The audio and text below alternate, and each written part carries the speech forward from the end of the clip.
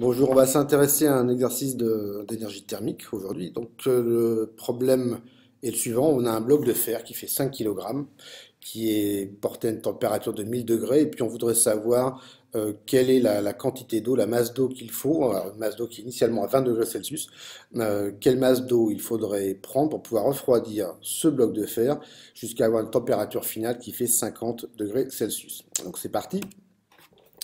Euh, Première chose, c'est que on va avoir l'eau qui va gagner de l'énergie, sa température va augmenter, donc on va avoir une énergie Q qui va être positive, et évidemment le bloc de fer, lui, va passer de 1000 degrés à 50 degrés, donc lui, il va perdre de l'énergie.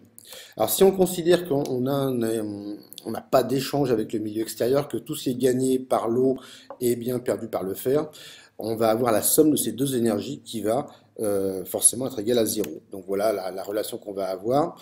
L'énergie perdue par le fer plus l'énergie gagnée par l'eau est égale à zéro.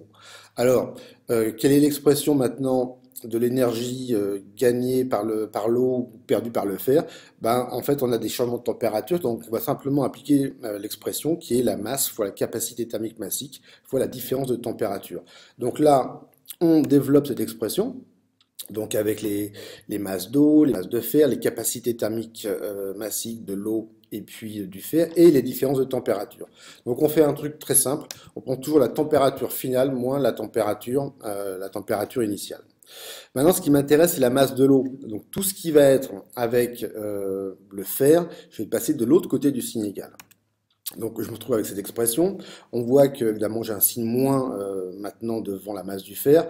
Attention, je vais tout simplement intervertir les deux températures, celle du fer et la température finale, pour supprimer ce moins. Donc voilà l'expression que je vais avoir. Et puis maintenant, si je veux avoir la masse de l'eau, je vais tout simplement faire passer le terme capacité thermique massique de l'eau fois la différence de température de l'autre côté. Donc ça va passer en dessous, et voilà l'expression de la masse d'eau dont j'ai besoin pour pouvoir refroidir le fer.